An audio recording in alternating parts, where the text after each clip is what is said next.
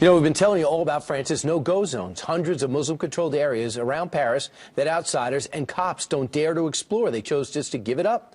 We have them here in the United States, too. I bet you did not know that. Nearly 24 enclaves popping up across 9 different states. And watch what happens when a stranger or an outsider tries to step inside. Have you on our land anymore? Come down there and you'll be arrested. But your land is open to the public. You'll be arrested if you come down. I'm not being nice about it because I don't appreciate y'all. The way y'all came up here. Okay? Leave. Period. You know, take leave. the money, son. Leave. Period. Don't say another word.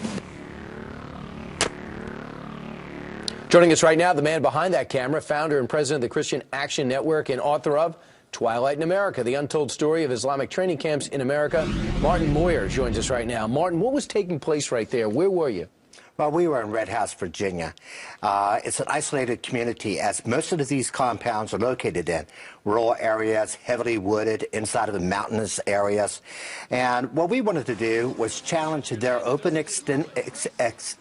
invitation to actually come onto these compounds and see whether they were peaceful or not. So we brought our cameras, we tried to get on, and this is how we got treated. And quickly, this is the whole thing that we're seeing here. What goes on in these campuses? A lot of people say, hey, there are Jewish camps in this country, Christian camps in this country. Why can't we have a Muslim camp? Because these are truly no-go zones. Unlike the ones in Europe, which I have visited, you can actually walk into those no-go zones. You can walk in with your cameras, you can talk to people, but in these particular no-go zones, you cannot get into. They have gates, they have armed guards, they have security forces, and when you go up into them, you're specifically told to leave these particular areas, and they're particularly dangerous. And we're watching right now. Where are we seeing this footage from?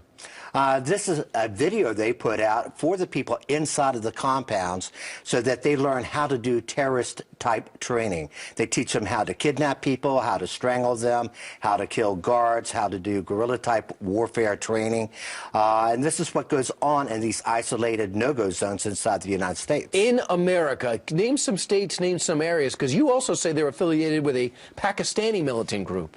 Yeah, that Pakistani militant group is called Jamaat al-Furqa, run by Sheikh Jelani, who most people haven't heard of, but that is the guy that Daniel Pearl, Wall Street Journal, was hoping to interview and was arranging to interview when he was kidnapped and then later beheaded. So name some towns, name some cities, name some states. Where are Well, you? we have him in Texas, Sweeney, Texas. We have him in York, South Carolina. We have him in Commerce, Georgia. We have him in Red House, Virginia. We have him in upstate New York. We have him in California. We have him in Michigan.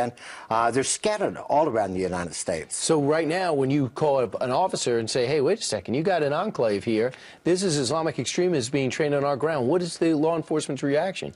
Well, the interesting thing about these camps, they're located in very rural areas of America, which has very small police departments, and they intentionally set them up in these areas where, for instance, the one in New York, they have a total of 4 police officers. I want you to hear what you say is a recruitment, sound of a recruitment video to fill up these camps. Listen.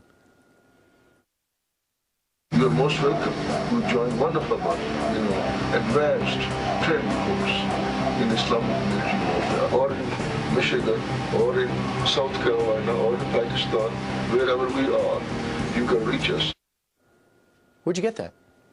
Well, actually, it took about 4 years to actually locate that video. We knew it existed, and we had someone inside of a law enforcement department out of Colorado who snuck us the tape, and finally we were able to make it public. FBI's reaction?